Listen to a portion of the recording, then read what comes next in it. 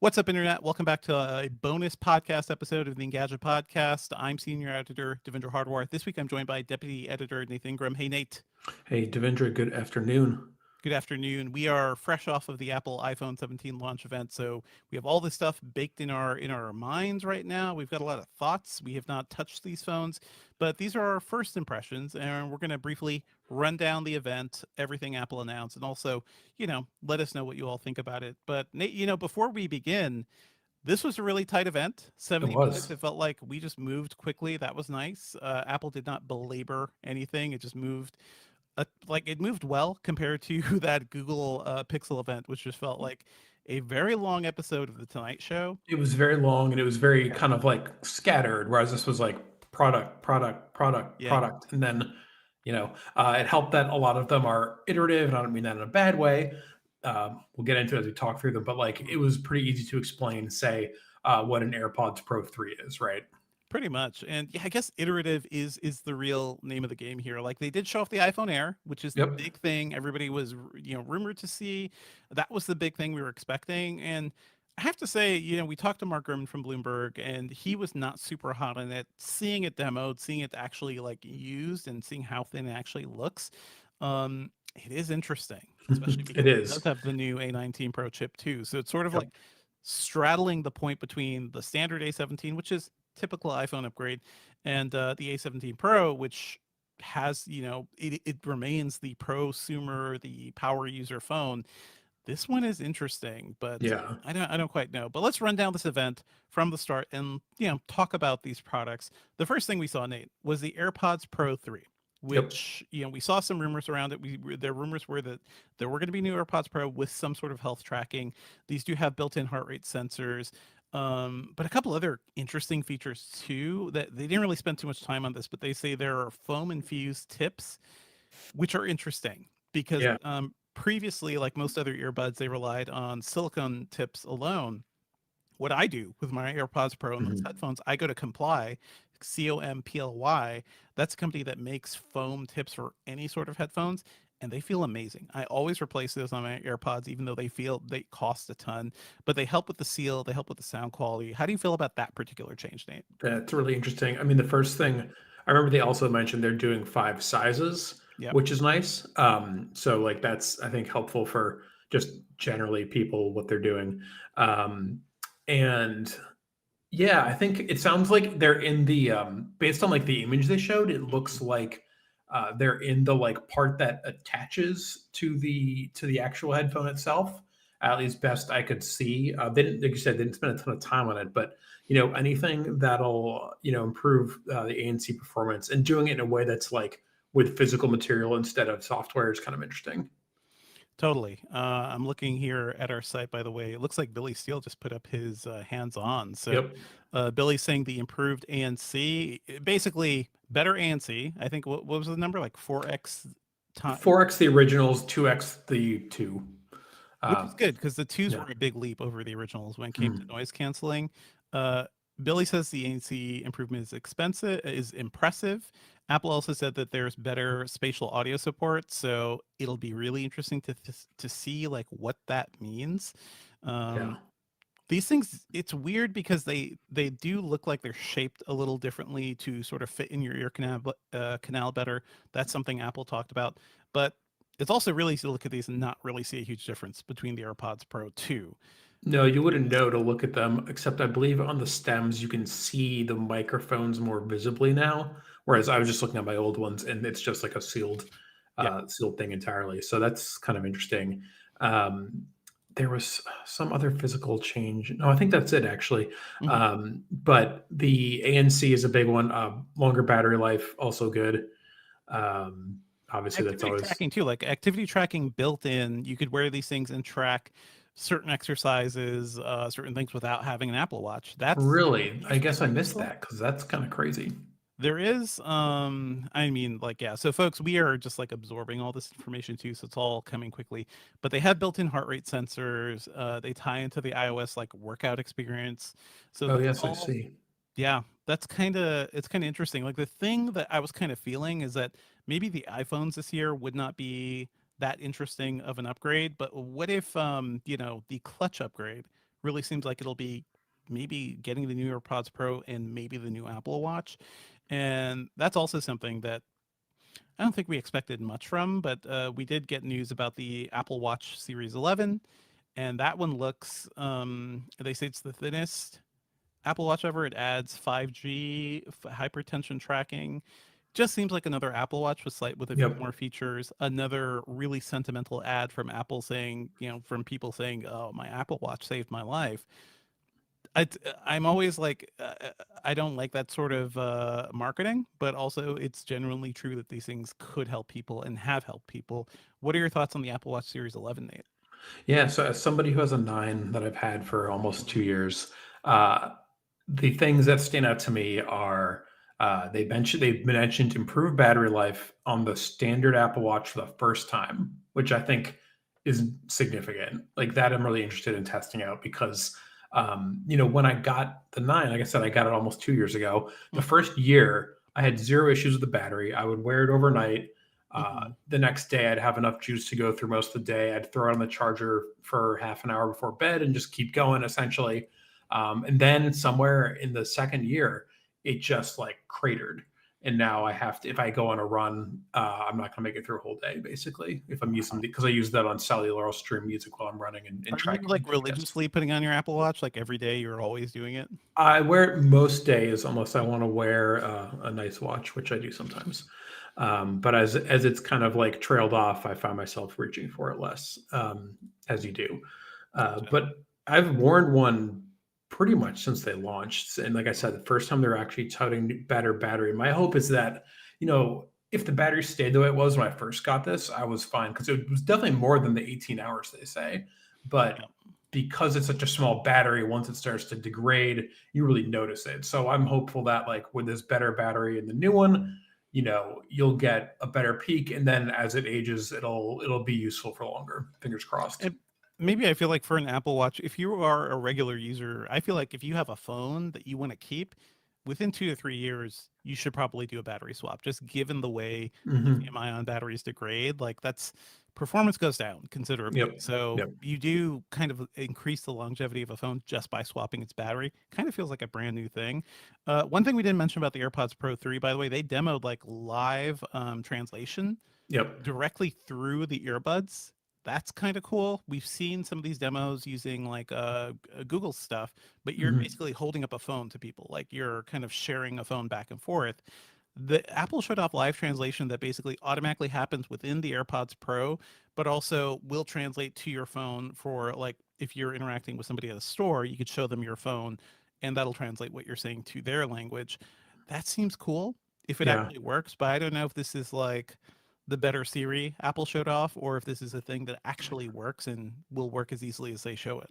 This feels better than the actual Siri because they announced it on a product that's shipping in a week. Yep. So if they don't have it, they're going to be screwed. Whereas Siri was always coming and never Mhm. came. I think, yeah, between this and the live translate stuff they showed off at WWDC, which doesn't necessarily require the AirPods, I think it's really like it's one of the first smart uses of Apple Intelligence and like AI in general. Again, other companies, Google's doing this, but I think it's one of those things that can genuinely make life simpler and help you in a situation where you are needing to get your point across and you're not able to do it. Maybe it's not the most frequent problem you'll run into unless you're like a constant global traveler, in which case kudos to you. But I could absolutely see this being useful. Mhm. Mhm. It's I don't know. We have to see that in action again. Like the thing about Apple's events is that this is all slick marketing, right? These are pre-produced videos. Nothing is happening live, and we don't see issues on camera. Whereas Google, to their credit, that event showed live issues, but also it showed the tech Mhm. in action and showed people actually using it.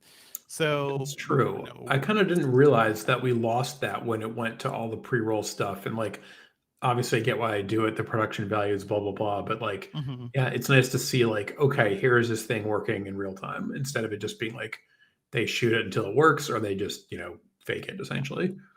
And also, in addition to the new Apple Watch, which is, I think I will probably be getting, there is a new Series 3, which Yep. also has SE. 5G, or yeah, SE, sorry. It has a SE3. There you Hmm. go. But it has stronger glass. It has 5G as an option as well. Temperature sensing. Are you using Always on uh, display too. yeah, always on display. That's kind of cool. Um, the I SE is think 250. The pretty Series good for 11 that is cost. 400. Yeah, for that Yeah. cost, I think I bought my wife an SE one years ago, and she Yeah. likes it, and it's enough for her purposes. Yep. And the choice for people is really, do you need just basic smartwatchy stuff?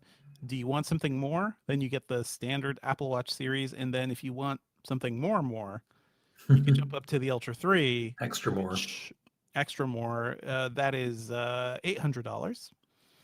Yeah. And I don't know. It just seems like more Apple Watch. It adds satellite communications. It has 5G like these two. I still look at this thing and I think it's very ugly when I see it on people in Apple's commercials. And also, Mhm. I've seen it in person.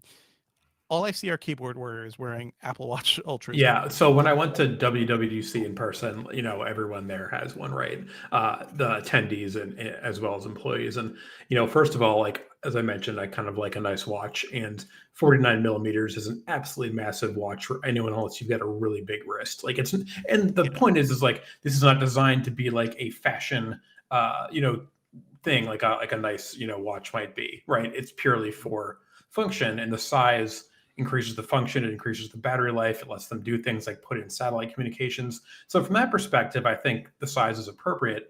But I think that the people who need to use something like this, it's a very small market. Like I'm impressed by its capabilities. I even remember when they announced it, I was like, wow, this Mhm. really does sound like if you're a big outdoors person, you do serious, swimming or diving, you do like ultra marathon kind of running. Yes, this thing is like a great option. But unless you're like active to a point where it's like a very core part of your routine and personality, it seems like overkill. It seems like something Apple added just because they noticed when they release really expensive products, there is a subset of their users that will just buy them. Yeah. Like the Yeah. AirPods Max, the Pro iPhones. I feel like that was a thing. It was all about pushing, average revenue per unit, right? Yep. Yeah. So rather than relying on people buying more 700 or so dollar iPhones, pushing the price past $1,000 really helped where Apple on the revenue front, and also gave the more demanding users that new tech. I outside of going to Apple events, Nate, I don't think I've seen an Apple Watch Ultra in the wild. I see them pretty infrequently. I mean, well, whereas I see the regular one constantly, right? Hmm. Exactly. So what is next after this? And then after we It's iPhone kind of time. cleared through all this stuff, two iPhones. iPhone 17 is here. Three iPhones. Three iPhones. Anything you want to say about the iPhone 17 before we get to the air? I was surprised at how little it differed from the 16 visually. It seems fine. Yeah. Display upgrade though, really overdue, but still nice, right? Like I'm glad that it's got Yeah. ProMotion. I'm glad that it's always on. That makes it, I think, an even more viable option for more people.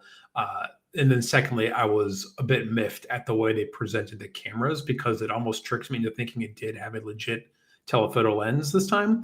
Mhm. It has what I gather is the same or similar 48 megapixel sensor on the main camera, which because you're at a high megapixel, you can crop in to 2x and not lose out on quality. So that's what that main camera is doing. The one that's changed is the ultra wide angle, which now also has a 48 megapixel sensor. So like that's a fine upgrade, but I don't know who needs a 48 megapixel wide angle camera. Um, Have they, because what I see, and I'm looking at the specs here, they do call it a 2x telephoto. But note that it's so I saw that image too, and originally I thought that the top part that said Fusion main camera was referring to the top one, and the Right. telephoto was the bottom one. They're talking about the single lens there on the bottom, and the 2x telephoto is literally just them cropping. Yeah. That is wonderful cropping by Apple. I mean, it looks real good. I use the 2x on my older iPhone pretty frequently, so I have no beef with it. But like, don't try and tell me it's like a telephoto That's lens because true. it's not. That's true. Uh, So, I mean, that's at least they're not cropping like straight to half. They're saying 2x telephoto. So you're cropping, but also maybe doing some like pixel gathering there yeah, to kind of make that the thing. yep, Basic iPhone for basic folks, but yeah, promotion screen. We ran a piece saying, I think it was Igor saying yep. if they don't have ProMotion, he's not going to upgrade from the base iPhone. I do think Igor and most of us in Gadget will be better off with the Pro phones, but uh, They Android aren't phones cheap. have had high refresh rate displays for years. Yep. Google has been good about this. Samsung has been good about this. It means scrolling, which is what we do. We doom scroll all the time. It looks smoother. It looks cleaner. It gives you less of a headache on a high refresh rate display. So that is just a good thing. A good Yeah, thing. going back from Android's that making. feels tough, right? Like once you switch, you don't want to go back to something lower rate. Basically, that's the main thing here. But yeah, other than that, there's really not a whole lot. It's the screen. It's a better. Oh, the selfie camera is cool.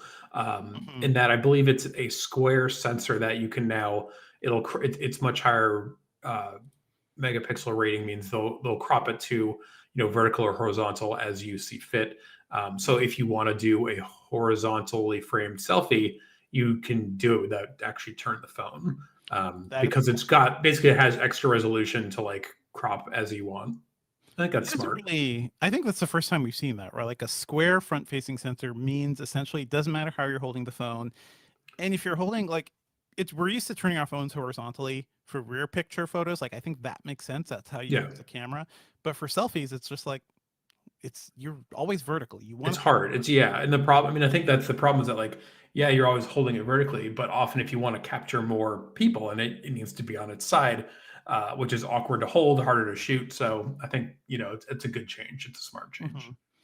that is That's interesting. And basically that yeah. new camera, by the way, is across the entire iPhone lineup. So Yes, square front facing sensor. It'll be on the Pros. It's on everything as well. Um, I think that's it. I think that's it. kind of. The Yeah, 17, the plain 17. What do you think about the iPhone Air? This is the one we've been waiting for. yeah, man. It does look crazy thin. It does look crazy impressive. Yeah, the obviously the imagery Apple shows off makes it look a lot more a lot more interesting. I think it's going to be one of those things that if you go see it in person, you're going to be like, oh damn, this thing is cool, Yeah, for sure, right? Like again, as yeah. somebody who really thought the super thin iPad Pro is super cool. Again, there's more of a we talked about this last week. There's more of a benefit to having a thinner tablet because it's lighter, it's easier to Mhm. hold in your hands for longer periods of time. Whereas nobody's like holding a regular iPhone 17 and saying, "Oh, it's hard to hold this all day." Mhm. So again, like the actual utility of this is absent. But It it's doesn't, cool. I but mean, it's still cool. yeah, It is cool. And I will say, as somebody who's been buying an iPhone forever and is like bored and kind of burnt out on tech, I'm like, maybe I'll just buy this thing just to feel something. yeah, to feel something, to try something different. The core image they're showing of just like it balanced on somebody's fingertip, which I'm Yeah. sure is like assisted somehow. It's you're not going to be able to balance that phone. But compared to what you could do, what is a typical? This is Hmm. with a case. This is a 15 Right. Pro Max. Yeah. It looks less impressive, Wildly different. Yeah. almost the entire width of my finger. I And could I will really say the yeah. back plateau doesn't look as jarring in these images as I expected Mhm. it to also, even though I think it is essentially like double, double the width or yeah, double the thickness as the rest of the body. I could see it just to try something different for this for the next year to swap over to this because I have a 15 Pro Max right now. Hmm. But the thing is, I use those cameras a lot. Telephoto Yeah, cameras are great if same. you have kids or pets. Like it is great for getting in without like disturbing a scene. And Exactly. you can do that. This has the same like crop in 2x telephoto zoom. But there's a huge difference between 2 and 5, right? Hmm. Hmm. Like it's just not going to be as useful. Um, but it's better than I thought. It's got the A19 Pro. It Yep. has a slightly larger display if you're into that, while still keeping all the display goodies. It drops the wide angle camera, which means there's no macro, which is a little bit of a bummer to me. Hmm. That's perhaps the thing I'd have the most misgivings about. There's Even a lot of macro, really.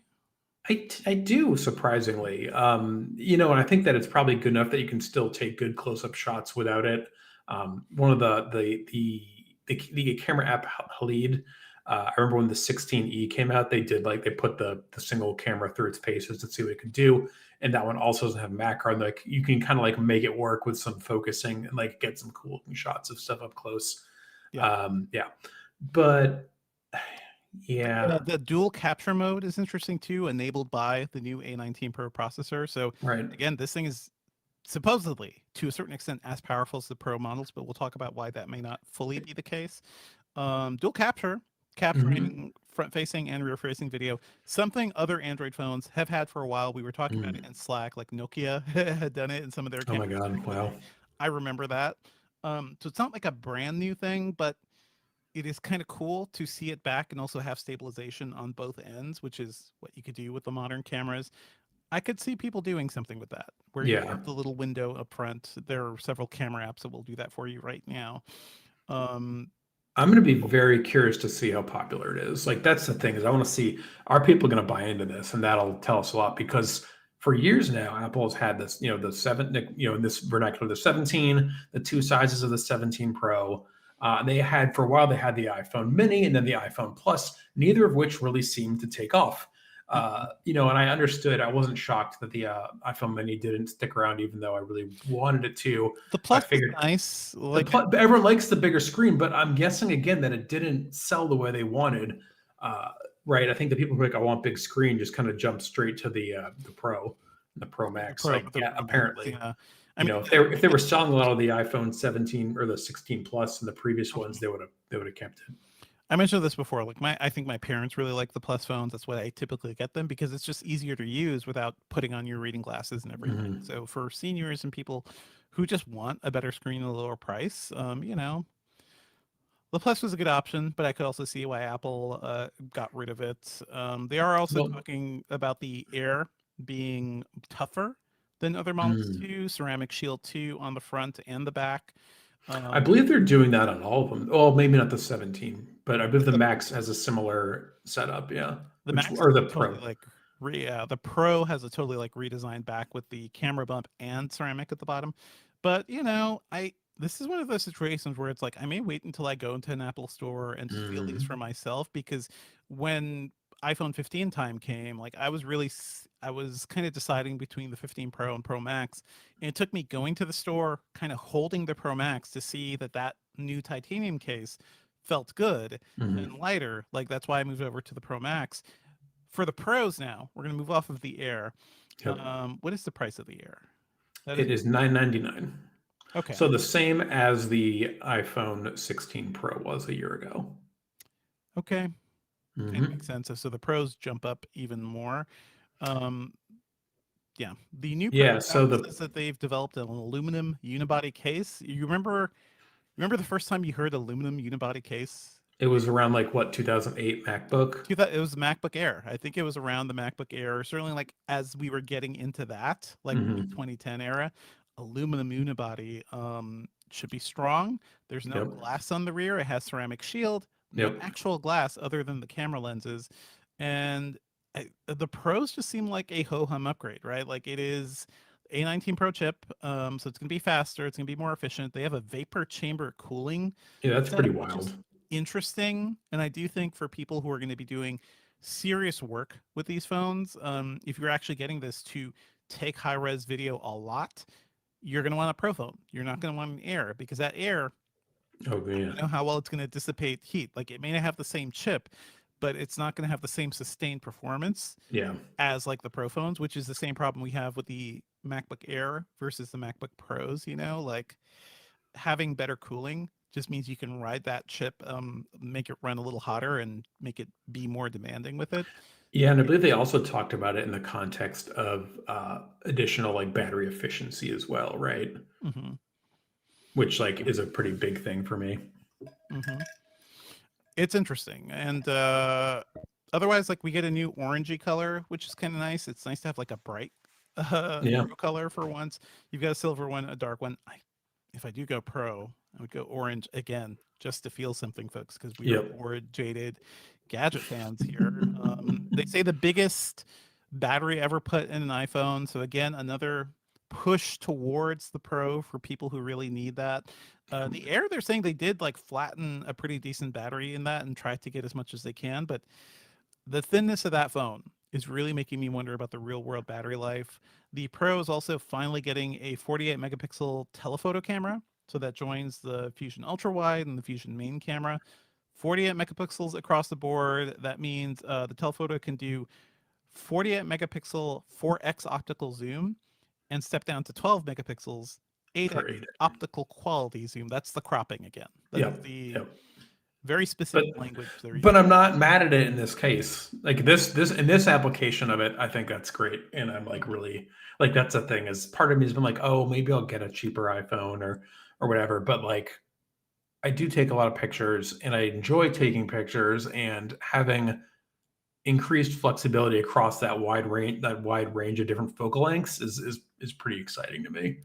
It is, and but that's kind of it. Like it has a ceramic shield front too, has that center stage camera. Screen sizes hasn't changed. The actual screen technology, I don't think has changed at all. Like they didn't talk No. about anything else. No, the The screens front, are kind of the same across the entire lineup now, which like I don't hate. it's great, but also it means there's less of an impressive technical Yep. bump by going to the pros.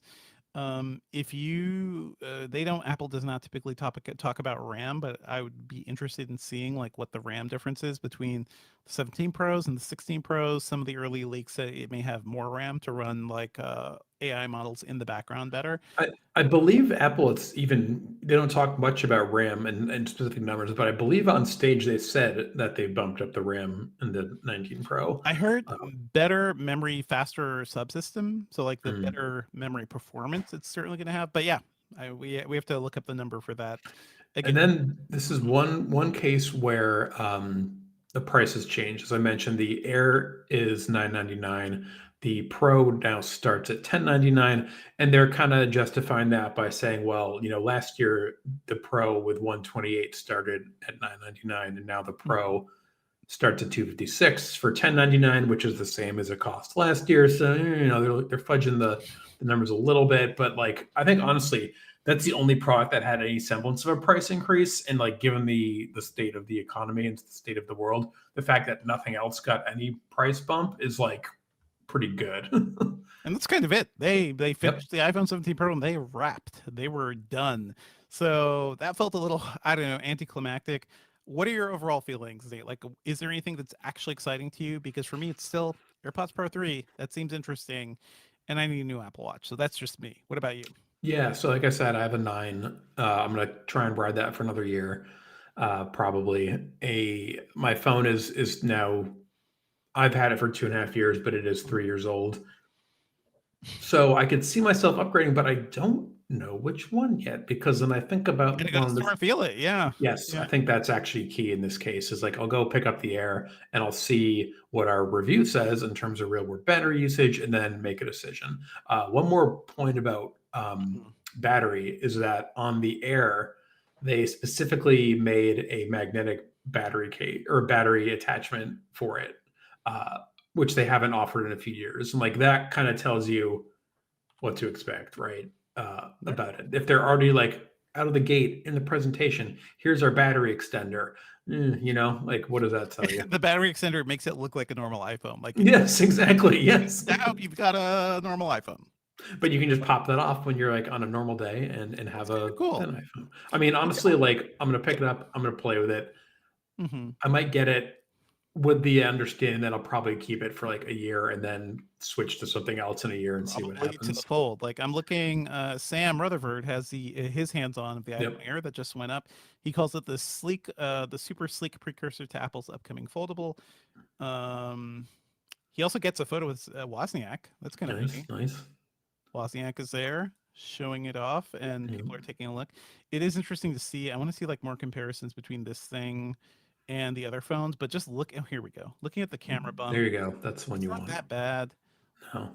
And then this is that is It looks like the new Pro, I this is want to say. Galaxy Z Fold 7. Oh, okay. So that's not an iPhone comparison, but still look at That's the fold. That's super thin. so like look at the individual panels on the Z Fold 7. Like that is kind of what we're saying is like as Apple is exploring what it's like to build thin panels, they can Right. do what Samsung is doing. They just need to have some practice at it.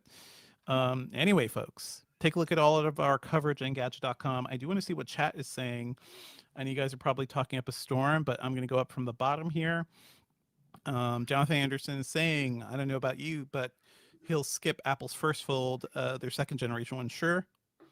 You know, yeah, That's probably smart. we say this about most products, right? Always skip first gen new tech, but also It's Apple. If you You're want to safe. feel something. If you want to feel something, if you just want to ride that wave of gadget goodness, the world is a hellscape. If you look at the news, everything is bad. If you want to feel a little good, I would not blame you for wanting to run something brand new. And also, I think Apple's had a lot of time to look at what Samsung is doing and look at how Samsung screwed up, and Google with some of the folds too. It's I think they certainly learned a lot from the competition. What's up, Yeah, as somebody who bought the first iPhone and the first iPad and the first Apple Watch, I'm not proud of this. I get sucked in. I don't think I'm gonna get sucked into the first foldable because partially because I think it's just gonna be, $2 grand, and I cannot justify that. Uh, what are phone prices anymore, right? Like what was Tim Cook mentioned some like, hey, trade in any iPhone Pro and we'll give you a huge amount. I got to look at the right, actual number that he said, but that's true. carriers and Apple themselves have been doing some pretty sleek deals when it comes to trade backs. Like I remember when I switched to the Pro Max, like I forget what phone I had before, probably some form of 14, but Mhm. Verizon gave me like $800 for it.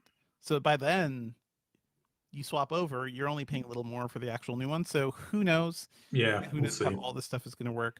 Let's go through the chat a little bit here.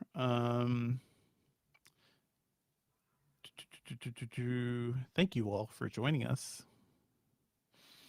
Aaron, who looks like Aaron, our editor in chief, asks, is having a slightly thinner phone worth like 20% less battery life to regular people? I kind of think it is. It may actually, because we really do value aesthetics. Like, and the thing I've noticed, like I'm into cars, or at least looking. I like what a well-designed car could be like as I am like choosing new vehicles and stuff. Like I care about design, and your phone is kind of an extension of yourself. It's your most personal computer. So I could see people leaning towards the thing that's a little thinner and cooler looking. Yeah, like I was saying earlier, I'll be really interested to see like, does this take off with like normals? Uh, and I think it might because we're all If the nerds here. If you're in the Engadget influencers chat, do it, you're right? Yeah. what's that? If the influencers do it, like if they see it all over social media, Hmm. yeah, that's what everyone's going to want. But Yep. God, what were you going to say? Sorry. Just that, like, yeah, I think this one, obviously someone said, will you, get 20% less battery, just get a thin phone? And I think like most people aren't going to think about it like that. They're going to say like, does it work?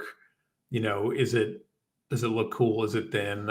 Like with a little bit of like, oh, does it, yeah, does it last like through a day more or less? Like as far as people are going to get with it, they're not going to worry about the like actual like stats. So For sure. Jonathan Anderson says there was the rumor that the iPhone Air only has one speaker. I don't think Apple fully. I haven't read the full news release on that. yeah, they didn't talk about it. I know that much. That if that is the case, they certainly would not mention it in the Hmm. the live stream. But again, like I do like the fact that you can use modern iPhones as just like little tiny Bluetooth speakers because the speakers have gotten good. Sometimes I'm just walking around the kitchen with that because I don't want to put anything in my ears, and it's good enough for podcasts Hmm. and some things. So you would lose that with an Air. Potentially, Live, we don't know yeah, yet. potentially. Yeah, we did see the news that live translation is coming to AirPods Pro 2.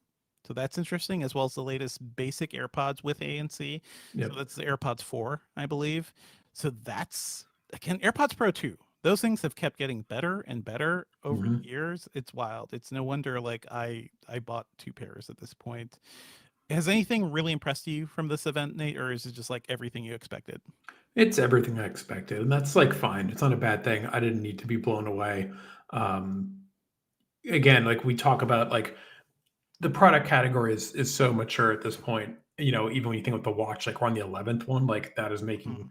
me feel super old. Yeah, like it doesn't need to be, right? Yeah. They take a swing with something a little weird like the Air, and like that's fun. And then otherwise, like I'll just go and get the damn phone that I need to like get on with my life, which like is where we're at.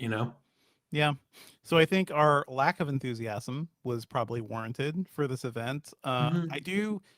I will say the Air looks more compelling than I thought it would.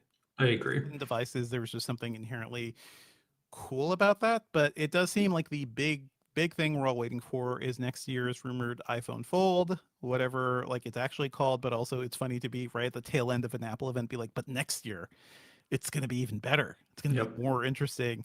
I did see Mark Gurman also report on something around a supposed like iPhone 20, which would be like what the iPhone 10 was, like a Mm. major redesign in some fundamental ways that is separate from the Fold.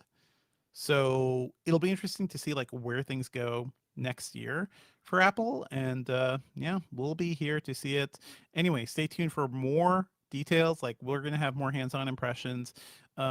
Subscribe to the podcast feed and your podcatcher of choice because Sherlyn and Sam and the team and Billy are at Apple's campus right now. They're going to be recording something and their thoughts about their hands-on. So that's going to be going up probably tomorrow. What is today? Today's I'd Tuesday. say either Wednesday or Thursday. Probably Wednesday because we'll get that audio in and we'll just see. And yeah, folks, if you are interested in more coverage like this, be sure to check us out live Thursday mornings around 10:30 a.m. Eastern for the standard Engadget podcast live stream. Thanks to the folks who joined us today in the chat. It's always a fun time. And thank you, Nate, for joining me. Thank you for having me. Thanks, folks. And yeah, stay tuned.